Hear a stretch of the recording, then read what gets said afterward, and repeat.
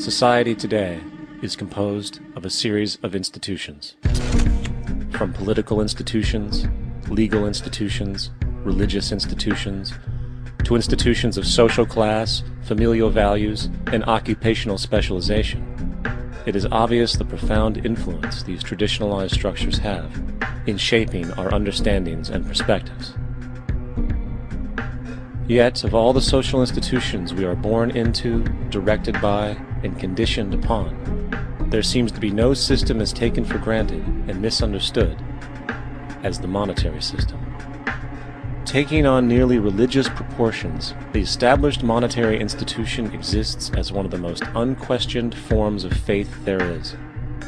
How money is created, the policies by which it is governed, and how it truly affects society are unregistered interests of the great majority of the population.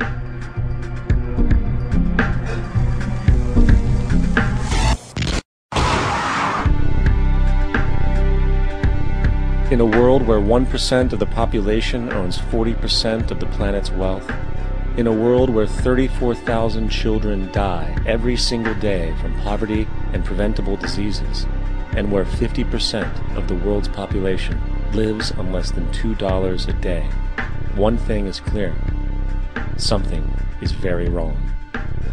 And whether we are aware of it or not, the lifeblood of all of our established institutions, and thus society itself, is money.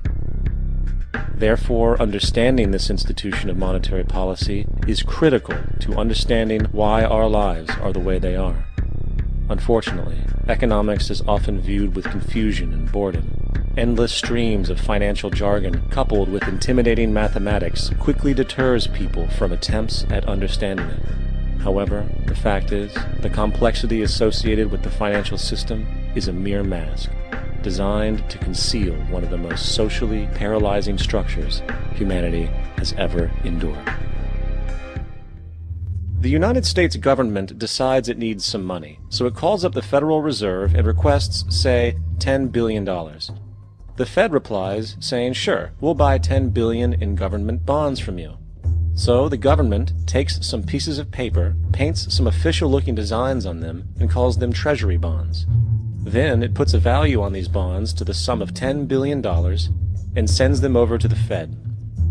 In turn, the people at the Fed draw up a bunch of impressive pieces of paper themselves, only this time calling them Federal Reserve notes, also designating a value of $10 billion to the set.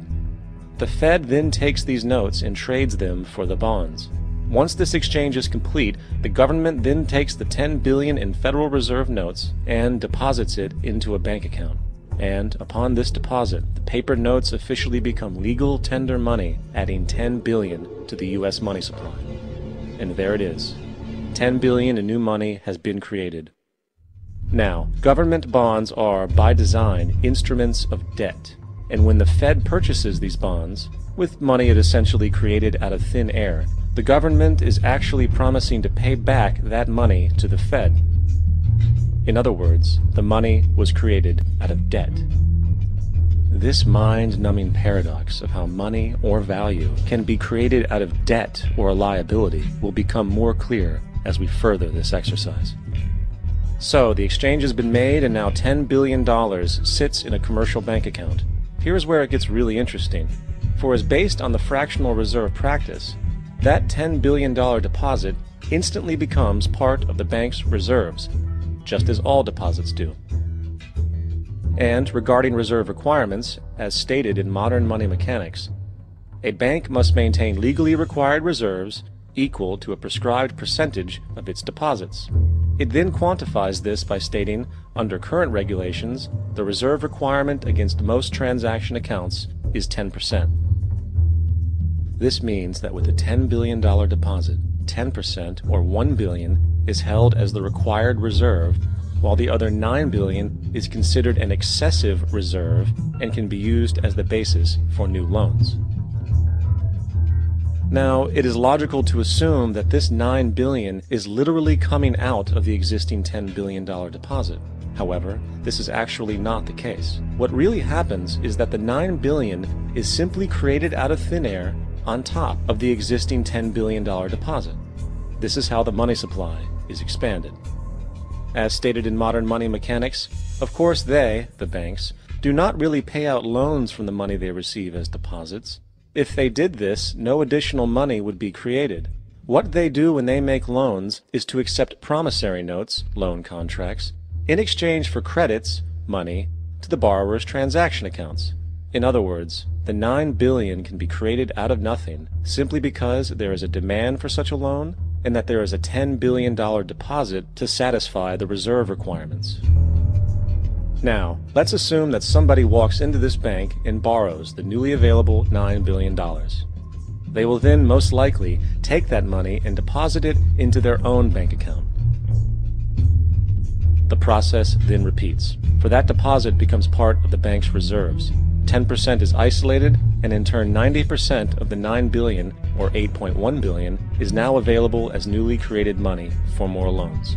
And, of course, that 8.1 can be loaned out and redeposited, creating an additional 7.2 billion, to 6.5 billion, to 5.9 billion, etc. This deposit money creation loan cycle can technically go on to infinity. The average mathematical result is that about $90 billion can be created on top of the original $10 billion. In other words, for every deposit that ever occurs in the banking system, about 9 times that amount can be created out of thin air. Now that we understand how money is created by this fractional reserve banking system, a logical yet elusive question might come to mind. What is actually giving this newly created money value? The answer? The money that already exists. The new money essentially steals value from the existing money supply. For the total pool of money is being increased irrespective to demand for goods and services. And as supply and demand finds equilibrium, prices rise, diminishing the purchasing power of each individual dollar. This is generally referred to as inflation, and inflation is essentially a hidden tax on the public. What is the advice that you generally get? And that is inflate the currency. They don't say debase the currency. They don't say devalue the currency. They don't say cheat the people who are saved. They say lower the interest rates. The real deception is when we distort the value of money. When we create money out of thin air, we have no savings, yet there's so-called capital. So my question boils down to this. How in the world can we expect to solve the problems of inflation, that is, the increase in the supply of money, with more inflation? Of course, it can't. The fractional reserve system of monetary expansion is inherently inflationary. For the act of expanding the money supply, without there being a proportional expansion of goods and services in the economy, will always debase a currency. In fact, a quick glance at the historical values of the US dollar versus the money supply reflects this point definitively, for the inverse relationship is obvious. $1 in 1913 required $21.60 in 2007 to match value. That is a 96% devaluation since the Federal Reserve came into existence. When the government borrows money from the Fed, or when a person borrows money from a bank, it almost always has to be paid back with accrued interest. In other words, almost every single dollar that exists must be eventually returned to a bank with interest paid as well. But if all money is borrowed from the central bank and is expanded by commercial banks through loans, only what would be referred to as the principal is being created in the money supply. So then, where is the money to cover all of the interest that is charged? Nowhere. It doesn't exist. The ramifications of this are staggering, for the amount of money owed back to the banks will always exceed the amount of money that is available in circulation. This is why inflation is a constant in the economy, for new money is always needed to help cover the perpetual deficit built into the system, caused by the need to pay the interest. What this also means is that mathematically, defaults and bankruptcy are literally built into the system, and there will always be poor pockets of society that get the short end of the stick.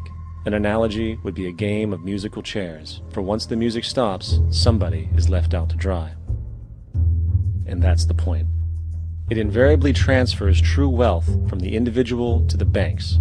For if you are unable to pay for your mortgage, they will take your property. This is particularly enraging when you realize that not only is such a default inevitable due to the fractional reserve practice, but also because of the fact that the money that the bank loaned to you didn't even legally exist in the first place.